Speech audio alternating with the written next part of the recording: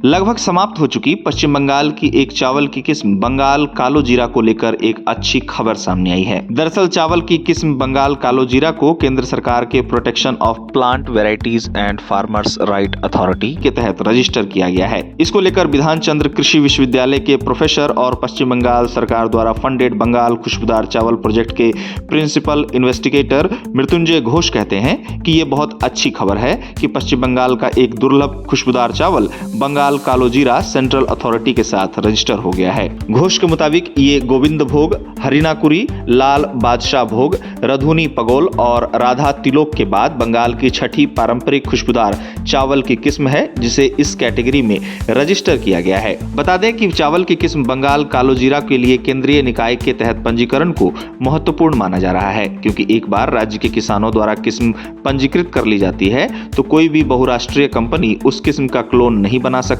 या उसका नाम नहीं बदल सकती। इस तरह रिपोर्ट्स में इस खबर को लेकर बताया गया है कि बंगाल कालो जीरा के protection of plant varieties and farmers rights authority के तहत रजिस्टर होने से कृषि वैज्ञानिकों को ये उम्मीद करने के लिए प्रेरित किया गया है कि लगभग विलुप्त पारंपरिक चावल की किस्म कुछ वर्षों के भीतर बाजार में उपलब्ध होगी, क्योंकि बीसीकेवी ने दक्षिण बंगाल के जिलों में इसकी खेती को बढ़ावा देने की योजना बनाई है। कालो जीरा चावल के इतिहास की बात की जाए तो इसका जिक्र 1876 के एक दस्तावेज में भी मिलता है। साथ ही बंगाल कालो जीरा चावल का उल्लेख W. हंटर ने अपनी पुस्तक a statistical account of Bengal में भी किया था, जहां उन्होंने नोट किया था कि इस किस्म की खेती अविभाजित मिदनापुर जिले में की जाती थी। इसके साथ ही आजादी से पहले बंगाल कालो जीरा की खेती बांकुरा जिले में भी होने की बात पुष्टि हुई है। लगभग समाप्त हो चुके चावल की इस किस्म को लेकर आगे बात की जाए तो रिपोर्ट्स के मुताबिक बंगाल कालो जीरा किस्म लंबे समय तक पकने वाली किस्म है। बताया जाता है कि इसे पूरी तरह से पकने में लगभग 145 से 155 दिन लगते हैं